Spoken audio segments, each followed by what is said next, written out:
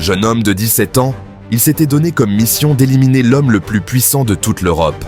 Voici le récit de l'attentat de Schönbrunn, la tentative pour éliminer Napoléon. En 1809, Napoléon, empereur des Français depuis 5 ans, est à l'apogée de sa puissance. Cependant, les peuples soumis aux conquêtes napoléoniennes commencent à exprimer leur hostilité, notamment en Allemagne, où le sentiment nationaliste prend racine. C'est dans ce climat de rejet qu'un jeune Allemand, Frédéric Staps, âgé de 17 ans, décide de passer à l'action.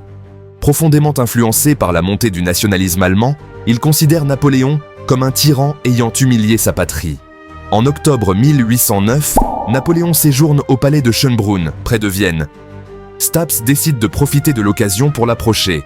Il se procure un couteau et se mêle à la foule venue acclamer l'empereur.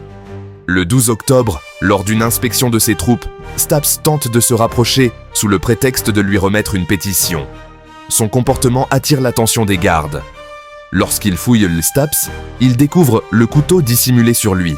Arrêté sur le champ, Staps est conduit devant les autorités françaises. Son calme et sa détermination frappent ses interrogateurs. Lorsqu'on lui demande ses intentions, il avoue sans détour qu'il voulait tuer Napoléon pour libérer l'Allemagne de sa domination. Napoléon, intrigué par la détermination de ce jeune homme, décide de le rencontrer en personne. Lors de leur entretien, l'empereur tente de comprendre ses motivations. Il lui propose même de le gracier s'il montre des signes de repentir. Cependant, Staps refuse obstinément, affirmant qu'il n'hésiterait pas à recommencer si l'occasion se présentait.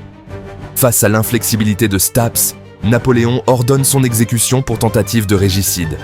Le jeune homme est condamné à mort par un conseil militaire et fusillé 5 jours plus tard dans les jardins du palais de Schönbrunn. Avant de mourir, Staps exprime son regret de n'avoir pu accomplir sa mission.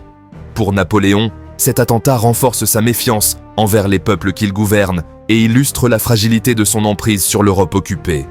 Ainsi, la tentative de Staps, bien qu'avortée, marque un tournant idéologique.